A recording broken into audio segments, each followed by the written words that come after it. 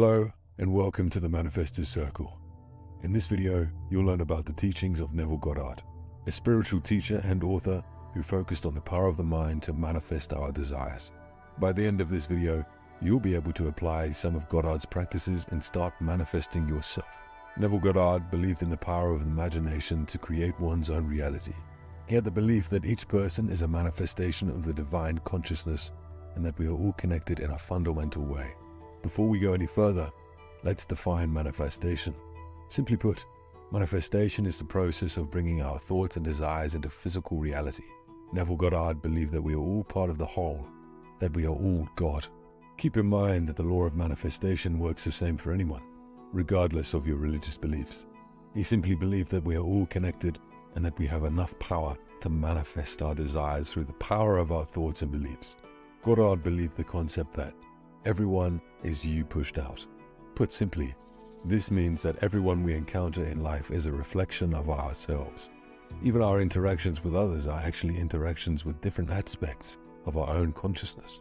Honestly, this is a powerful mindfulness tool to encourage personal growth and transformation.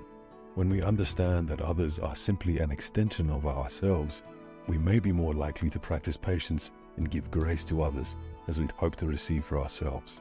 Neville Goddard was a proponent of the idea that we should focus on living in the end, meaning that we should focus on the end result that we desire, rather than on the means by which we will achieve it. In other words, he believed that we should focus on the feeling of already having what we desire, rather than on the steps we need to take to get there. For example, if you desire a new car, Neville would say that you should focus on the feeling of already owning the car, rather than on the process of saving up money or negotiating with a car dealership. By focusing on the feeling of already having what we desire, we are able to tap into the power of our subconscious mind, which is much more powerful than our conscious mind. We can actually use this concept to help improve our relationships with others. Let's say you're having difficulties with a coworker. You can use your imagination to imagine that person as a kind and loving individual. By doing this, you can shift your perception of that person and potentially improve your relationship with them. Another way to apply this concept is to use it to overcome challenges and obstacles in our lives. We can use our imagination to visualize ourselves successfully overcoming that challenge and being especially mindful of the end result. Now, some may argue that this approach is unrealistic or that it doesn't take into account the practicalities of the 3D world. However, Neville believed that the universe is much more flexible and responsive than we give it credit for, and that by focusing on the feeling of already having what we desire, we can actually alter the course of our reality and bring our desires into physical manifestation. But how exactly do we do this? According to Neville, the key is to focus on our thoughts and beliefs, and to ensure that they are in alignment with our desired outcome. This means that we need to let go of any negative beliefs or doubts that might be holding us back, and instead focus on the positive aspect of our desired outcome.